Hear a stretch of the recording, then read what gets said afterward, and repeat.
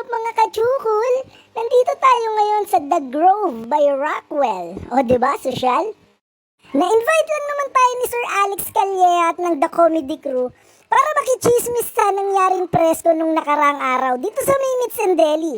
At dyan, magre-register ka nga pagdating mo at pagkatapos nyan may bibigay silang press kit. Kasi mga kachukul, nilaunch nila dito yung bagong website ng The Comedy Crew. At syempre, pinromote na rin nila yung mga upcoming shows nila, lalo na yung gagawin sa Singapore at Dubai. Medyo napaga nga ang dating ko kaya nagpa-shoutout muna ako sa isa sa mga idol ko. Hi mga kachukul, follow nyo ang Chukul TV. Yan, ang Pasig. Tapa Lord. Take me home. Nung nakumpleto na nga ang grupo nila, nagbigay na ng instructions o briefing si Sir Alex para may idea sila sa kung anong mangyayari sa presscon na to. Habang ako naman, di ko pa rin talaga alam anong mapapil ko dito. Anong ginagawa mo rito, Chukul? Ako yung ano dito. Chukul lang yan. Nasikaso ko may presscon kasi ang comedy crew. Ako yung nag-organize dito. Ay, ikaw na dyan yan.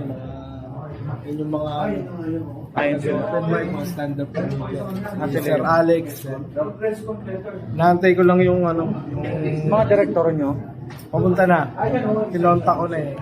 Yung media parating na rin. Okay. Okay na, naayos ko na yung mga yan. Nice mo na. Antay lang kayo. Ganda to, ganda. Gugutom na ako. At ayun na nga, nagutom na nga ako. Ayun, ipeplex ko sa inyo kung gaano kasarap yung pagkain na inihain sa amin dito. At alam nyo ba na si Aliana Asisio ang chef nila dito?